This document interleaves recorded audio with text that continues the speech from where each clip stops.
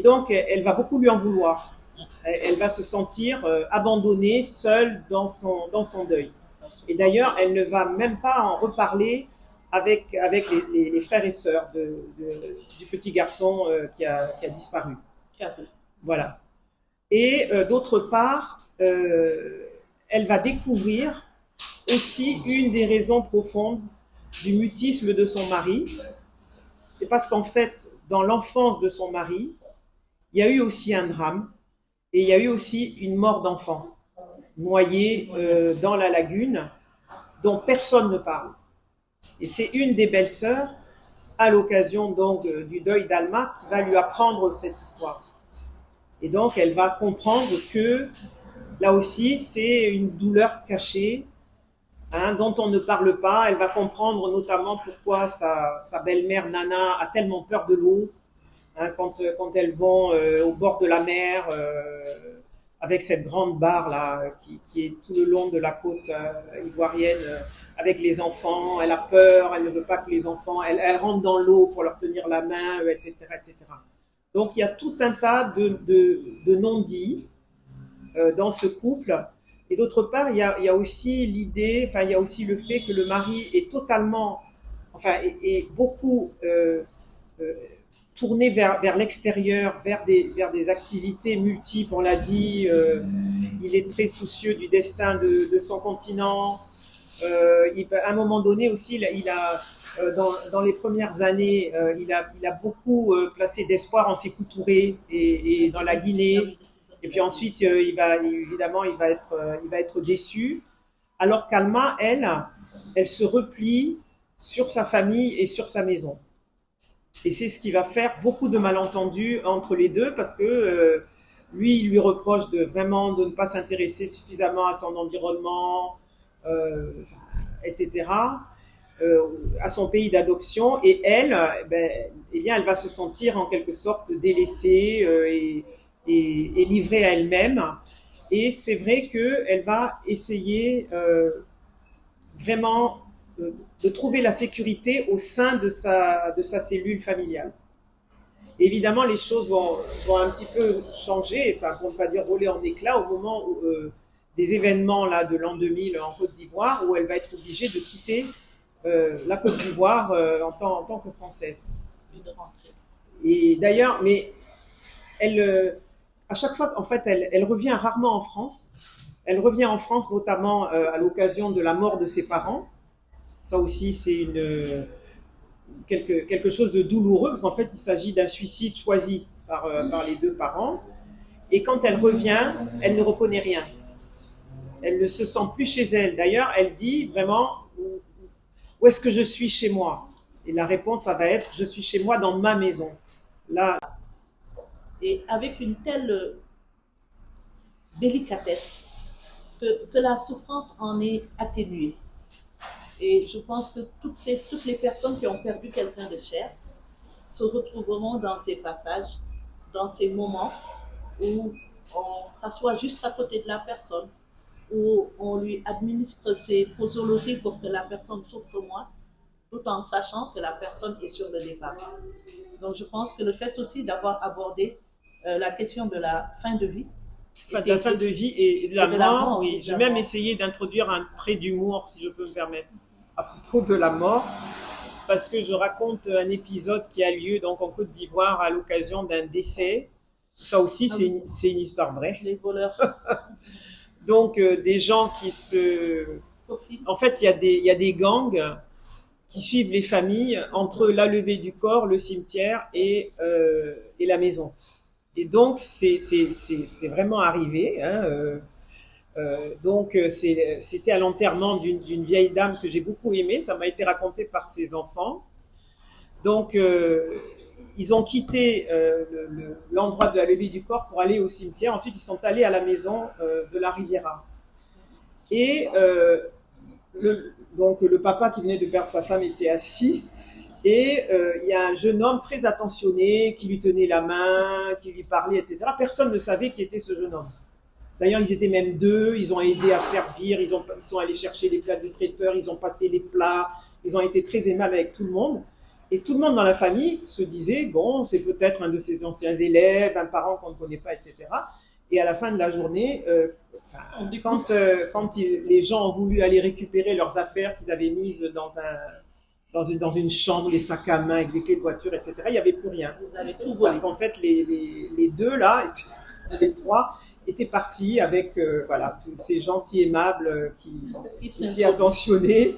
Et en fait, quand la famille est allée porter plainte, on leur a dit non, non, mais on les connaît, ils opèrent. Voilà, ils opèrent comme ça.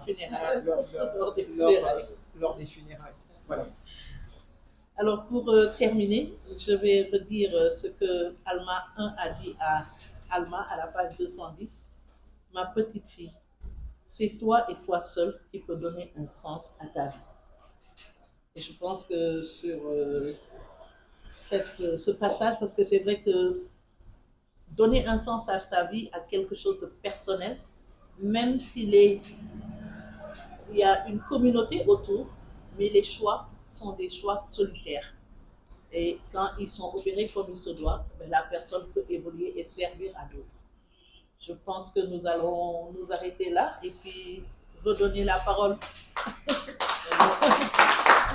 Une artiste qui va laisser libre cours à tout ce qu'elle avait refoulé pendant des années. Enfin, plus exactement, dans ses vieux jours, cette sœur-là, très conventionnelle, elle va rencontrer un peintre beaucoup plus jeune qu'elle, dont elle va tomber éperdument amoureuse. Et elle va vivre ce qu'elle avait jamais donc, vécu. ça va beaucoup scandaliser cette famille de catholiques bien pensants, y compris d'ailleurs son propre fils.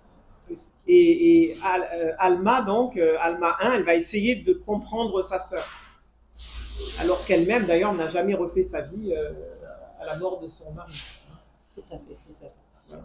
Mais bon, je pense que son fils était beaucoup plus préoccupé par les biens que par le bien-être de sa maman, qui avait eu un parcours de vie assez interpellant.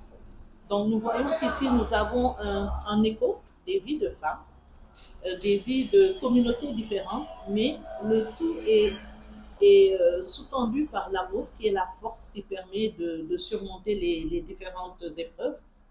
Et tout à l'heure, tu as fait un clin d'œil au couple qui s'est suicidé. Et ils s'aimaient tellement qu'ils n'ont pas voulu partir l'un après l'autre. Ils ont préféré partir en même temps. Et c'était un choix douloureux. Et ils n'ont pas pris en compte l'effet que ça aurait sur leurs enfants. Parce que leurs enfants restaient seuls face à la société et au jugement que les gens avaient et qu'ont jusqu'à présent le fait de se donner la mort, de choisir de partir et de ne pas laisser le choix à l'humanité, si je peux parler ainsi. Oui, en fait, ce sont les parents d'Alma. Donc, sa mère est atteinte de la maladie d'Alzheimer. Oui, tout à fait. Et elle en souffre beaucoup à chaque fois qu'elle revient donc d'épisodes où elle a complètement oublié et effacé sa vie et qu'elle se revoit telle qu'elle est. Elle en souffre énormément. Et donc, c'est son mari, enfin, avec l'accord de son mari, qui décide en fait de partir ensemble. Ce qui va susciter une profonde incompréhension chez leurs enfants. Voilà.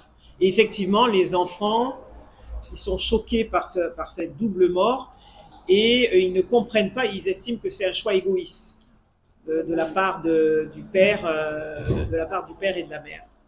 Voilà. Et c'est cette occasion d'ailleurs qu'Alma va revenir en France pour assister aux obsèques, ranger la maison, etc.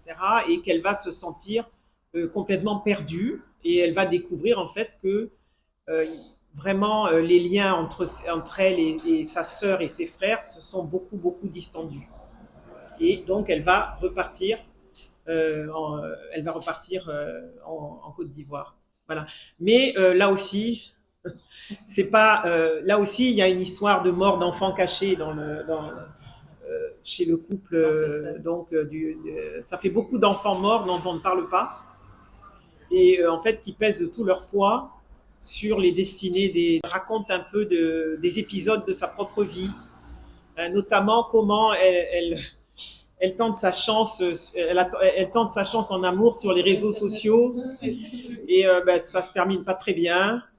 D'ailleurs, elle a un de ses amoureux qui la largue par texto, parce que je crois que c'est une pratique assez répandue. Et donc, elle raconte ça à sa grand-mère, et c'est sa grand-mère, en fait, qui la sauve du désespoir.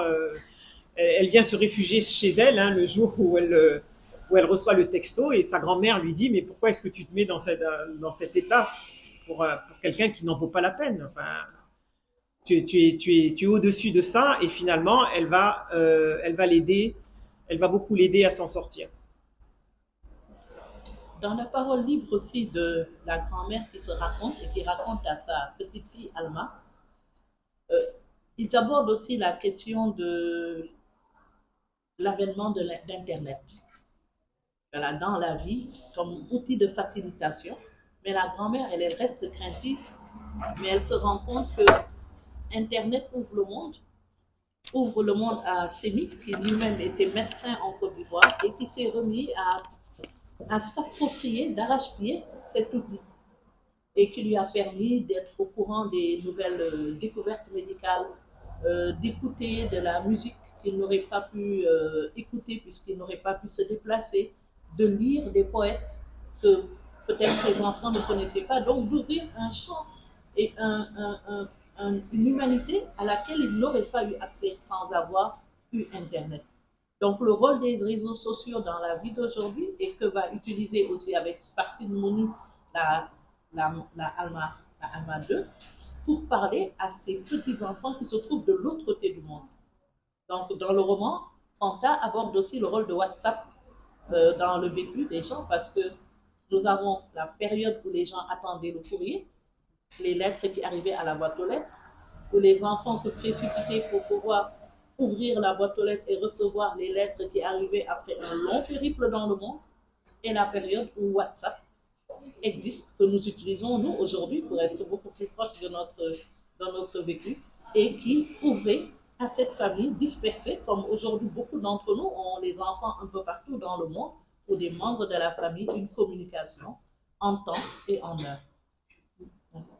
Je voulais revenir sur un aspect qu'on a abordé tout à l'heure. Oui. C'est l'histoire des pratiques occultes. Ah oui. Voilà. Donc, Alma, oui, alors on est en Afrique, oui, mais en fait, ces pratiques, enfin, je veux dire, la tentative de correspondre avec l'au-delà, de dialoguer avec les morts, de soigner des maladies mentales, etc., elle n'existe pas seulement en Afrique. Et donc, c'est ce qu'Alma va découvrir, là aussi, voilà. Alors, c'est du conte, il est mieux surmonter le deuil que moi. Qu'en sais-je après tout? Mais, alors c'est là que sa belle-mère lui dit, mais est-ce que tu crois que ton mariage aurait tenu avec mon fils si je n'avais pas pris des mesures pour le protéger? Mais elle continue, donc c'est Alma qui s'adresse à sa petite fille, tandis que je te raconte cela. Un lointain souvenir me revient. Ton arrière-arrière-grand-mère française, dont je t'ai déjà parlé, m'a raconté que l'un de ses cousins était atteint de ce que l'on qualifierait aujourd'hui de délire paranoïaque. Il était convaincu que les membres de sa famille voulaient l'empoisonner, en particulier sa mère. Ça se passait dans les années 30. La mère a fait une centaine de kilomètres pour consulter une femme vivant au fin fond de la Picardie, célèbre pour ses talents de voyance.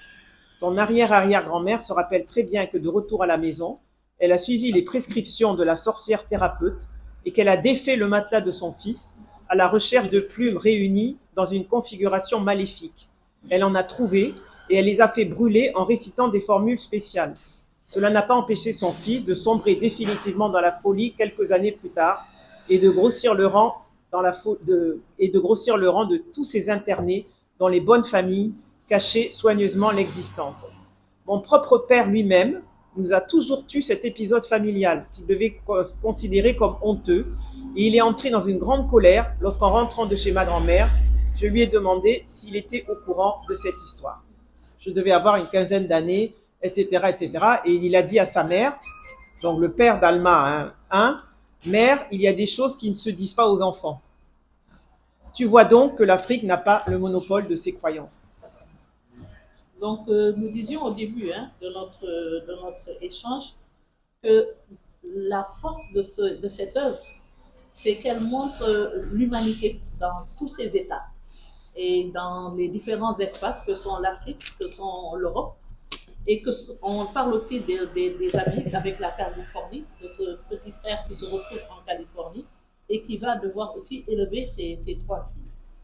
Je pense que nous n'allons pas terminer sans aborder quand même la question des castes, parce que Fanta l'évoque aussi dans ce magnifique roman. Je lui ai dit que je l'ai trouvé prenant. J'avais le tourbillon en le lisant. Et je repassais, je retournais, je repassais en lecture, parce que chaque page nous interpelle. Monsieur Sémi, si je peux l'appeler ainsi, médecin pédiatre de son état, un homme qui a beaucoup vu, rejette son futur beau-fils parce que le taxant d'appartenir à la caste des griots. Et là se pose dans cette œuvre la problématique des castes. Et je pense que Fanta assume à partir d'un de ses personnages ce qu'elle dit, que pour elle c'est un peuple de magnifiques chanteurs, d'artistes, de personnes, de régulateurs de la société, et non la perception que Sémi en a eue. C'était pour montrer aussi que nul n'est parfait et qu'en chaque personne, en chaque homme, il y a une faille. Donc ce Sémi-là, panafricaniste, engagé, etc., ben, à certains égards, il a encore des références et des réflexes archaïques. Et donc, ben, ça s'est porté sur cet aspect-là.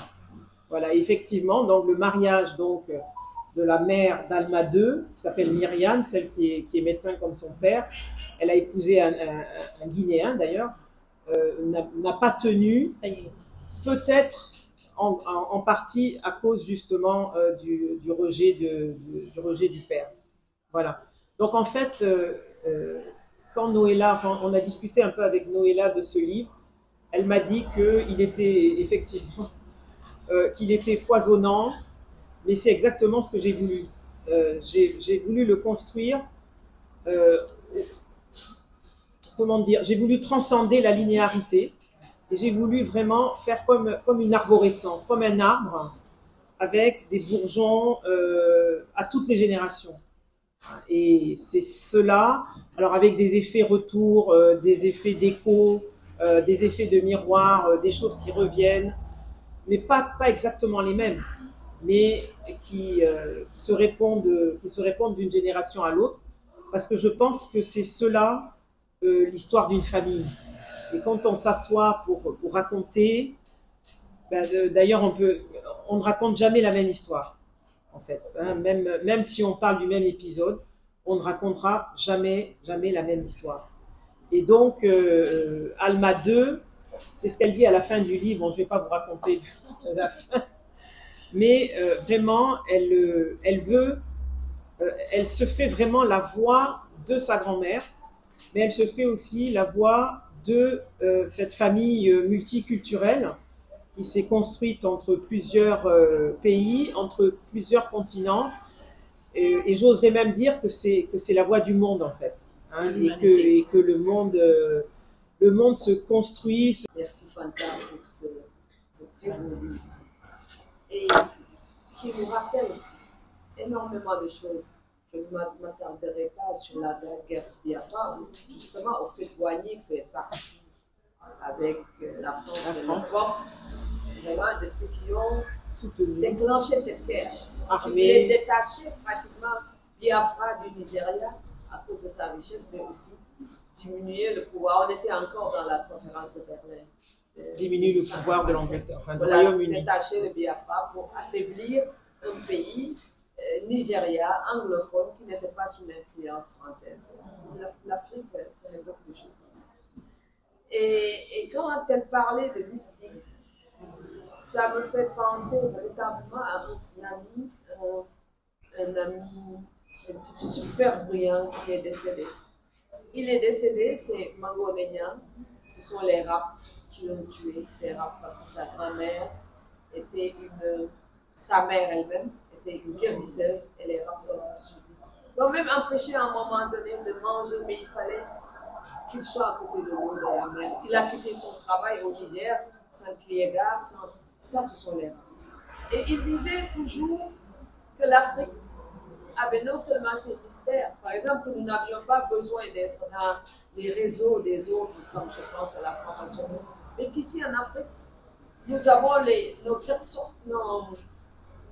sociétés secrètes, surtout au Mali, le Congo, tout ça, et nous pouvons construire nos propres sociétés secrètes. Et je crois que nous n'avons pas assez exploré dans le cadre de la construction de l'identité africaine, justement, ces sociétés secrètes. Et ce que l'Afrique a gardé elle-même et qu'on gagnerait à découvrir pour nous renforcer sur le plan psychologique. Je pense qu'il y a énormément de choses à dire. Et quand elle parle, par exemple, des funérailles, ça me fait rire parce qu'il y avait un livre du Congo qui nous avait fait avec Achille Bembe, on avait un projet sur Dieu.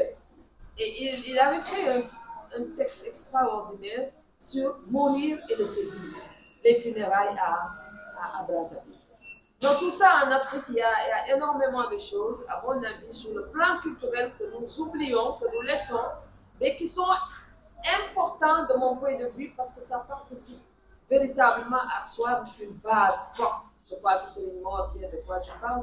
Et je terminerai simplement à dire que ces choses ne sont pas seulement africaines. Je vais vous raconter des tas d'histoires sur les États-Unis, sur moi, parce que je suis médiéviste et je suis très intéressée par la démonologie, tout ce que vous savez. Et en France, par exemple, quand on lit les textes ou les travaux de celui-là qui raconte justement tout ce qui se passe de prêtre catholique chez les grands des grands, il a raconté que, par exemple, la visite de Mitterrand à la Rose sur Vitré avec quelque chose de tout à fait mystique, d'après lui, parce que Mitterrand allait y rencontrer des esprits qui devaient renforcer son pouvoir. Donc, il y a énormément de choses que nous vivons et les grands de ce monde aussi. Je viens de dire quelque chose.